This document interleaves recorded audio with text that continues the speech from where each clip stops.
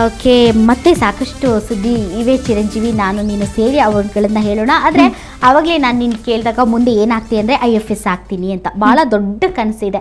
ಆದರೆ ಆ ದೊಡ್ಡ ಕನಸಲ್ಲಿ ಯಾವ ರೀತಿಯಾದಂಥ ಬದಲಾವಣೆ ಅಥವಾ ಚೇಂಜಸ್ ತರಬೇಕು ಅಂತ ನಿನ್ನ ಚಿಕ್ಕ ಮನಸ್ಸಿಗೆ ಅನಿಸುತ್ತೆ ಈ ದೇಶದಲ್ಲಿ? ಅಂದರೆ ಇವಾಗ ಪಾಕಿಸ್ತಾನಿಂದ ಟೆರರಿಸ್ಟ್ಗಳು ಬಂದೆಲ್ಲ ಅಟ್ಯಾಕ್ ಮಾಡ್ತಾ ಇದ್ದಾರೆ, ಅವರನ್ನ ಹೊಡೆದು ಹೊರಗೆ ಓಡಿಸ್ಬೇಕು. ಆಮೇಲೆ ಅದೇ ತರದ್ ಇವಾಗ ಕ್ರಾಂತಿ ಅನ್ನೋ ಒಂದು ಪಿಕ್ಚರ್ ಬರ್ತಾ ಇದೆ. ಒಬ್ಬ ಅಂಗವಿಕಲ ಹುಡುಗ ಹೆಂಗೆ ಟೆರರಿಸ್ಟ್ಗಳನ್ನ ಹೊರಗೆ ಕಳಿಸ್ತಾನೆ ಅನ್ನೋದೇ ಕತೆ. ಒಬ್ಬನೇ ಒಬ್ಬ ಯಾವ ರೀತಿ ಟೆರರಿಸ್ಟ್ಗಳಿಗೆ ಉತ್ತರ ಕೊಡ್ತಾನೆ, ಪಾಠ ಕಲಿಸ್ತಾನೆ ಅಂತ. ಅದನ್ನ ರಿಯಲ್ ಲೈಫ್ ಅಲ್ಲಿ ಇರೋದನ್ನ ರಿಯಲ್ ಲೈಫ್ ಅಲ್ಲಿ ನಾನು IFS ಆಗಿ ಮಾಡ್ಬೇಕು ಅಂತ ನಂಗೆ. ಓಕೆ, ಈ ಫಿಲಮ್ ಇಂದ ತುಂಬಾ ಇನ್ಸ್ಪೈರ್ ಆಗಿದ್ದೀರಾ ನೀವು. ಅದನ್ನ ಬಿಟ್ಟು ಯಾವ ರೀತಿ ಒಂದು ಚೇಂಜಸ್ ಆಗಬೇಕು ನಮ್ಮ ದೇಶದಲ್ಲಿ, ನಮ್ಮ ಒಂದು ಸಮಾಜದಲ್ಲಿ ಅಂತ ಯಾವತ್ತಾದ್ರೂ ಏನಾದರೂ ಅನಿಸಿದ್ಯಾ? ಹಂಗೇನು ಅನಿಸಿಲ್ಲ. ನಾನಿವಾಗ ನನ್ನ ಕೈಯಲ್ಲಿ ಆಗೋಷ್ಟು ಬಡವ್ರಿಗೆ ನನ್ನ ಬರ್ತಡೇ ದಿನ ಬಟ್ಟೆ ಆಮೇಲೆ ಬುಕ್ಸು ಎಲ್ಲ ಕೊಡ್ತೀನಿ.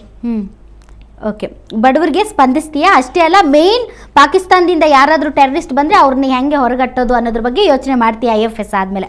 ಓಕೆ, ಮುಂದಿನ ಸ್ಟೋರಿ ಏನು ಅಂತ ನೋಡೋಣ.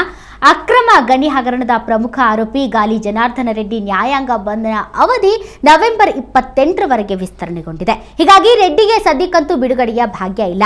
ರೆಡ್ಡಿ ನ್ಯಾಯಾಂಗ ಬಂಧನ ಅವಧಿ ಇಂದಿಗೆ ಮುಕ್ತಾಯಗೊಂಡಿತ್ತು. ಈ ಹಿನ್ನೆಲೆಯಲ್ಲಿ ನಾಂಪಲ್ಲಿ CBI ವಿಶೇಷ ನ್ಯಾಯಾಲಯ ಅವರ ಜಾಮೀನು ಅರ್ಜಿ ವಿಚಾರಣೆ ಕೈಗೆತ್ತಿಕೊಂಡಿತ್ತು. OMC ಗಣಿ ನಿರ್ದೇಶಕ ಶ್ರೀನಿವಾಸ ರೆಡ್ಡಿಗೂ ಬಿಡುಗಡೆಯ ಭಾಗ್ಯ ಇಲ್ಲ.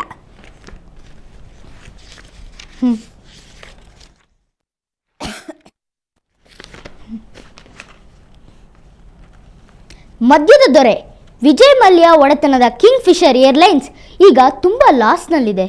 ಮಲ್ಯ ಅಂಕಲ್ ಈಗ ಸಾಲ ತೀರ್ಸೋಕೆ ಅವರ ಆಸ್ತಿಯಲ್ಲಿ ಅರ್ಧ ಭಾಗವನ್ನು ಮಾರಲಿಕ್ಕೆ ಹೊರಟಿದ್ದಾರೆ.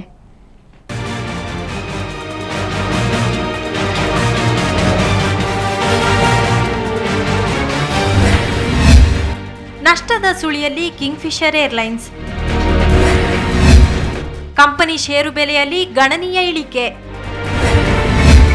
ಭಾಗಶಃ ಆಸ್ತಿ ಮಾರಾಟಕ್ಕೆ ಆಡಳಿತ ಮಂಡಳಿ ಚಿಂತನೆ. ಮದ್ಯದ ದೊರೆ ವಿಜಯ್ ಮಲ್ಯ ಒಡೆತನದ ಕಿಂಗ್ಫಿಶರ್ ಏರ್ಲೈನ್ಸ್ ನಷ್ಟದಲ್ಲಿದೆ. ಇನ್ನೇನು ಏರ್ಲೈನ್ಸ್ ದಿವಾಳಿಯಾಗಿ ಬಿಡುತ್ತೆ ಅಂತ ಕಳೆದ ವಾರ 200ಕ್ಕೂ ಹೆಚ್ಚಿನ ವಿಮಾನ ಹಾರಾಟಗಳನ್ನು ಕಂಪನಿ ಆಡಳಿತ ಮಂಡಳಿ ರದ್ದುಪಡಿಸಿದೆ. ಆರ್ಥಿಕ ಬಿಕ್ಕಟ್ಟು ನಿವಾರಣೆಗೆ ಕಂಪನಿ ಇದೀಗ ಭಾಗಶಃ ಆಸ್ತಿ ಮಾರಾಟಕ್ಕೆ ಮುಂದಾಗಿದೆ. ಕಿಂಗ್ಫಿಶರ್ ಏರ್ಲೈನ್ಸ್ ನಷ್ಟದಲ್ಲಿದೆ ಅನ್ನೋ ಸುದ್ದಿ ಹೊರಬಿದ್ದಾಗಿನಿಂದ ಕಂಪನಿಯ ಷೇರುಗಳು ಸಾಕಷ್ಟು ಇಳಿಕೆ ಕಂಡಿವೆ. ಸುಮಾರು 6,500 ಕೋಟಿ ಸಾಲ ಹೊಂದಿರುವ ಕಂಪನಿ ಆಸ್ತಿ ಮಾರಾಟದಿಂದ ಈ ಸಾಲದ ಮೊತ್ತವನ್ನು 3,000 ಕೋಟಿಗೆ ಇಳಿಸುವ ಯೋಚನೆಯಲ್ಲಿದೆ. ಸ್ಟೇಟ್ ಬ್ಯಾಂಕ್ ಸೇರಿದಂತೆ ಸುಮಾರು 13 ಬ್ಯಾಂಕ್ಗಳಿಂದ ಕಿಂಗ್ಫಿಶರ್ ಏರ್ಲೈನ್ಸ್ 100 ಕೋಟಿ ಸಾಲ ಬಾಕಿ ಉಳಿಸಿಕೊಂಡಿದೆ. ಈ ನಡುವೆ ಕಂಪನಿ ಇಷ್ಟೊಂದು ನಷ್ಟ ಅನುಭವಿಸಲು ತೈಲ ಬೆಲೆ ಏರಿಕೆಯೇ ಕಾರಣ ಅಂತ ಹೇಳಿದ್ದಾರೆ. ಏನೇ ಆಗಲಿ, ದಿವಾಳಿ ಭೀತಿಯಲ್ಲಿರುವ ಸಂಸ್ಥೆ ಒಂದಷ್ಟು ಆಸ್ತಿ ಮಾರಾಟದ ಮೂಲಕ ಸಾಲದ ಹೊರೆ ಇಳಿಸಲು ಅಣಿಯಾಗಿದೆ. ಈ ನಡುವೆ ಸರ್ಕಾರದ ನೆರವು ಕೋರಿದ್ದಕ್ಕೆ ಸಾಕಷ್ಟು ವಿರೋಧ ವ್ಯಕ್ತವಾಗಿದ್ದರಿಂದ ವಿಜಯ್ ಮಲ್ಯ ಸರ್ಕಾರದ ನೆರವು ಬೇಡ ಅಂದಿದ್ದಾರೆ. ಬ್ಯೂರೋ ರಿಪೋರ್ಟ್, ಸುವರ್ಣ ನ್ಯೂಸ್ 24/7. ಓಕೆ, ಪಾಪ ಅನಿಸ್ತಾ ಇಲ್ವಾ ಮಲ್ಯ ಅಂಕಲ್ ಚಿರಂಜೀವಿ ನಿನ್ಗೆ? ಅಲ್ವಾ, ಅನಿಸ್ತಾ ಇದೆಯಾ? ಓಕೆ, ಈಗ ಕ್ರಿಕೆಟ್ ನೋಡ್ತೀಯಾ, ಆಡ್ತೀಯಾ ಕ್ರಿಕೆಟ್? ಯಾವ ಪ್ಲೇಯರ್ ತುಂಬಾ ಇಷ್ಟ? ಸಚಿನ್ ಅಂಕಲ್ ನಂಗೆ ತುಂಬ ಇಷ್ಟ. ಯಾಕಂದರೆ ಅವರು ಮಗು ಇದ್ದಾಗಿಂದ ಓದೋದ್ರಲ್ಲೂ ಮುಂದೆ ಇದ್ರಂತೆ, ಕ್ರಿಕೆಟಲ್ಲೂ ಮುಂದೆ ಇದ್ರಂತೆ. ಅದೇ ಥರ ನಾನು ಇವಾಗ ಓದೋದ್ರಲ್ಲೂ ಮುಂದೆ ಇದ್ದೀನಿ, ಆ್ಯಕ್ಟಿಂಗ್ ಮಾಡ್ತೀನಿ, ಡ್ಯಾನ್ಸರು. ಆಲ್ ಓವರ್ ಇಂಡಿಯಾ ನನಗೆ ಸಂಘ ಸಂಸ್ಥೆಗಳು ಪ್ರಶಸ್ತಿಗಳು ಕೊಟ್ಟಿದೆ. ಎಕ್ಸಾಂಪಲ್ ಅಂದರೆ ಭಾರತ ಭೂಷಣ, ಭಾರತ ರತ್ನ, ಮಮತಾ ಕಲಾಸರಂ, ವಿಶ್ವೇಶ್ವರಯ್ಯ, ಶ್ರೀಮತಿ ಇಂದಿರಾ ಗಾಂಧಿ, ಶ್ರೀ ರಾಜೀವ್ ಗಾಂಧಿ, ಬಾಲ್ಯ ನಕ್ಷತ್ರ, ಬಾಲ್ಯ ರತ್ನ, ಇನ್ನೂ ಹಲವಾರು ಇದೆ. ಆಮೇಲೆ ಹಾಡನ್ನು ಹೇಳ್ತೀನಿ, ಅದಕ್ಕೂ ನನಗೆ ಪ್ರಶಸ್ತಿಗಳು ಬಂದಿದೆ. ಗಾನ ಗಂಧರ್ವ, ಗಾನ ಕೋಗಿಲೆ, ಗಾನ ರಂಜಿನಿ, ಇನ್ನೂ ಹಲವಾರು ಬಂದಿದೆ. ಇನ್ನೊಂದು ಬ್ರೇಕ್ ಆದ್ಮೇಲೆ ನಾನು ಹಾಡು ಹೇಳ್ತೀನಿ. ಓಕೆ, ಮೂರ್ತಿ ಚಿಕ್ಕದಾದ್ರೂ ಕೀರ್ತಿ ದೊಡ್ಡದು ಅನ್ನೋ ಥರ ಕ್ರಿಕೆಟ್ ಬಗ್ಗೆ ಕೇಳ್ತಾ ಇದ್ದೆ ನಾನು. ವರ್ಲ್ಡ್ ಕಪ್ ಟೈಮ್ ಅಂದರೆ ಈ ಸೀಸನ್ ಮುಗಿದೋಗಿದೆ. ಸೊ ವರ್ಲ್ಡ್ ಕಪ್ ಟೈಮಲ್ಲಿ ಪ್ರತಿಯೊಂದು ಮ್ಯಾಚ್ನು ಮಿಸ್ ಮಾಡದೆ ನೋಡ್ತಾ ಇದೆಯಾ? ಮಿಸ್ ಮಾಡಿದೆ ಅನ್ನೋದಕ್ಕಿಂತ ಸುದ್ದಿ ಕೇಳಿಸ್ಕೊಂತಿದ್ದೆ. ಯಾಕಂದರೆ ಶೂಟಿಂಗಲ್ಲಿ ಇದ್ನಲ್ಲ, ಅದಕ್ಕೆ ಅಲ್ಲಿ ಸೆಟ್ನಲ್ಲಿ ಇದ್ದವರೆಲ್ಲ ಕೆಲವ್ರು ನೋಡಿರೋರೆಲ್ಲ ನನಗೆ ಹೇಳ್ತಾ ಇದ್ರು. ಸೊ ಇಂಡಿಯಾ ಪಾಕಿಸ್ತಾನ್ ಈ ಥರ ಎಲ್ಲ ಮ್ಯಾಚಸ್ ಇತ್ತಲ್ಲ, ಅವಾಗ ತುಂಬ ಒಂಥರ ದೇವರಿಗೆ ಪ್ರೇಯರ್ ಮಾಡಿದ್ದು, ದೇವರೇ ಇಂಡಿಯಾ ವಿನ್ ಆಗಲಿ ಆ ಥರ ಎಲ್ಲ ಅನಿಸುತ್ತೆ. Okay fine. ಈಗ ನೆಕ್ಸ್ಟ್ ಕ್ರಿಕೆಟ್ದೇ ಸುದ್ದಿ ಇದೆ. ಅದೇನಂದ್ರೆ ವೆಸ್ಟ್ ಇಂಡೀಸು ಮತ್ತೆ ಇಂಡಿಯಾಗೆ ಮ್ಯಾಚ್ ನಡೀತಾ ಇದೆ, ಅದ್ರ ಬಗ್ಗೆ ಗೊತ್ತಿದೆಯಾ? ಸೊ ಇವತ್ತು ಟೆಸ್ಟ್ ಏನಾಯ್ತು ನೋಡೋಣ. ಕೋಲ್ಕತ್ತಾದಲ್ಲಿ ನಡೀತಾ ಇರುವಂತಹ 2ನೇ ಟೆಸ್ಟ್ನಲ್ಲಿ ರಾಹುಲ್ ದ್ರಾವಿಡ್ ಆಕರ್ಷಕ ಶತಕ ಬಾರಿಸಿದ್ದಾರೆ. ಈ ಮೂಲಕ ಟೀಂ ಇಂಡಿಯಾ ಬೃಹತ್ ಮೊತ್ತದತ್ತ ಹೆಜ್ಜೆ ಇಡ್ತಾ ಇದೆ. ಸಚಿನ್ ತೆಂಡೂಲ್ಕರ್ 38 ರನ್ ಗಳಿಸಿ ಔಟ್ ಆಗೋ ಮೂಲಕ ಸೆಂಚುರಿ ಮಿಸ್ ಮಾಡಿಕೊಂಡ್ರು. ಮೊದಲ ದಿನ ಭಾರತ 5 ವಿಕೆಟ್ ಕಳೆದುಕೊಂಡು 346 ರನ್ ಕೂಡಿ ಹಾಕಿದೆ.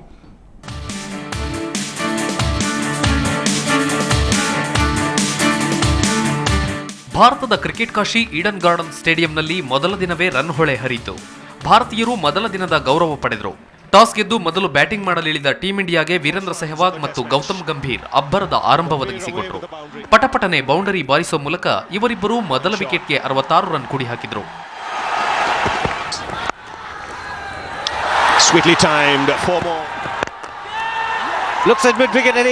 ವೀರಾವೇಶದಿಂದ ಬ್ಯಾಟಿಂಗ್ ಮಾಡುತ್ತಿದ್ದ ವೀರು 38 ರನ್ಗೆ ನಿರ್ಗಮಿಸಿದ್ರು. ಆನಂತರ ದ್ರಾವಿಡ್ ಕೂಡಿಕೊಂಡ ಗಂಭೀರ್ ಆಕರ್ಷಕ ಬ್ಯಾಟಿಂಗ್ ನಡೆಸಿದ್ರು. Gowthi half century ದಾಖಲಿಸಿದ್ರು.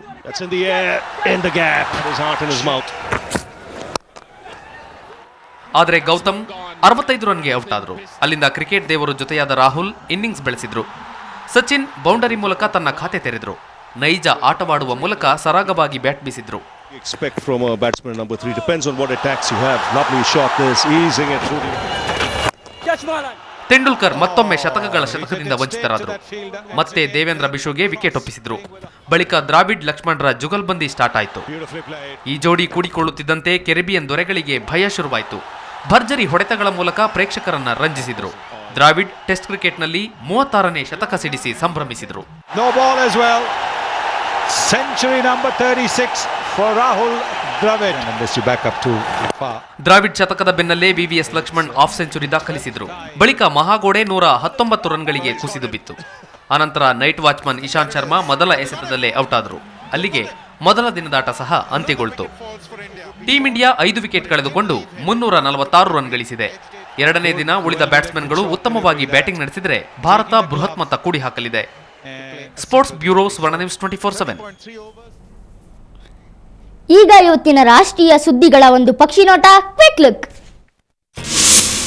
ಮಾಡೆಲ್ ಪ್ರೀತಿ ಜೈನ್ ರೇಪ್ ಕೇಸ್ಗೆ ಸಂಬಂಧಪಟ್ಟಂತೆ ಬಾಲಿವುಡ್ ನಿರ್ದೇಶಕ ಮಧುರ್ ಭಂಡಾರ್ಕರ್ಗೆ ಮುಂಬೈನ ಅಂಧೇರಿ ಕೋರ್ಟ್ ನಿರೀಕ್ಷಣಾ ಜಾಮೀನು ನೀಡಿದೆ. 30,000 ರೂಪಾಯಿ ಬಾಂಡ್ ನೀಡುವಂತೆ ಕೋರ್ಟ್ ಆದೇಶಿಸಿದ್ದು, ವಿಚಾರಣೆ ಮುಗಿಯುವವರೆಗೂ ವಿದೇಶಕ್ಕೆ ತೆರಳದಂತೆ ಮಧುರ್ ಭಂಡಾರ್ಕರ್ಗೆ ನಿರ್ಬಂಧ ಹೇರಿದೆ. 2004ರಲ್ಲಿ ಪ್ರೀತಿ ಜೈನ್ ವರ್ಸೋವಾ ಪೊಲೀಸ್ ಠಾಣೆಯಲ್ಲಿ ದೂರು ದಾಖಲಿಸಿದ್ದರು. ಜೆಸ್ಸಿಕಾ ಲಾಲ್ ಕೊಲೆ ಪ್ರಕರಣದ ಆರೋಪಿ ಮನು ಶರ್ಮಾ ಸಲ್ಲಿಸಿದ್ದ ಪೆರೋಲ್ ಅರ್ಜಿಗೆ ಸಂಬಂಧಪಟ್ಟಂತೆ ದೆಹಲಿ ಹೈಕೋರ್ಟ್ ತೀರ್ಪು ಕಾಯ್ದಿರಿಸಿದೆ. ಆರೋಪಿ ಮನು ಶರ್ಮಾ ತಮ್ಮ ಸಹೋದರರ ಮದುವೆ ಇರುವುದರಿಂದ ನವೆಂಬರ್ 22 ಹಾಗೂ 24ರಂದು ಪೆರೋಲ್ ಮೇಲೆ ಬಿಡುಗಡೆ ಮಾಡುವಂತೆ ಕೋರಿದ್ದರು. ವಿಚಾರಣೆ ನಡೆಸಿದ ಕೋರ್ಟ್ ತೀರ್ಪು ಕಾಯ್ದಿರಿಸಿದೆ. ಪಶ್ಚಿಮ ಬಂಗಾಳದಲ್ಲಿ ಮಕ್ಕಳ ಸಾವಿನ ಸರಣಿ ಮುಂದುವರೆದಿದೆ. ಮಕ್ಕಳ ದಿನಾಚರಣೆಯ ದಿನವೇ ಮಲ್ಡಾ ಆಸ್ಪತ್ರೆಯಲ್ಲಿ ಒಂದು ಮಗು ಸಾವನ್ನಪ್ಪಿದೆ. ಇದರಿಂದಾಗಿ ಈ ಆಸ್ಪತ್ರೆಯಲ್ಲಿ ಕಳೆದ 24 ಗಂಟೆಗಳಲ್ಲಿ 6 ಮಕ್ಕಳು ಸಾವನ್ನಪ್ಪಿದಂತಾಗಿದೆ. ಇದಕ್ಕೆ ಪ್ರತಿಕ್ರಿಯೆ ನೀಡಿರುವ ಹಣಕಾಸು ಸಚಿವ ಪ್ರಣಬ್ ಮುಖರ್ಜಿ, ಪಶ್ಚಿಮ ಬಂಗಾಳ ಸರ್ಕಾರ ಇದಕ್ಕೆ ಉತ್ತರ ನೀಡಬೇಕೆಂದು ಆಗ್ರಹಿಸಿದ್ದಾರೆ.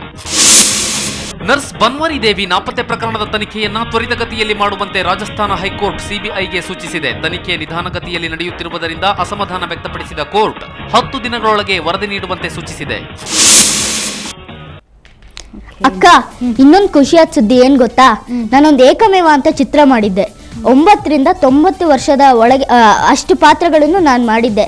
ಅದಕ್ಕೆ ಸರ್ಕಾರದವರು ನನ್ನ ಕಲೆ ಗುರುತಿಸಿ ರಾಜ್ಯ ಪ್ರಶಸ್ತಿ, ವಿಶ್ವ ಕನ್ನಡ ಕಣ್ಮಣಿ ಪ್ರಶಸ್ತಿ ಮತ್ತು ಅಂತಾರಾಷ್ಟ್ರೀಯ ಮೆಕ್ಸಿಕೋ ಪ್ರಶಸ್ತಿ ಕೊಟ್ಟಿದ್ದಾರೆ. ಅವ್ರಿಗೆ ನಾನು ಚಿರಋಣಿ ಆಗಿರ್ತೀನಿ ಅಂತ ಹೇಳ್ತಾ ಇವಾಗ ಒಂದು ಸಣ್ಣ ಬ್ರೇಕ್.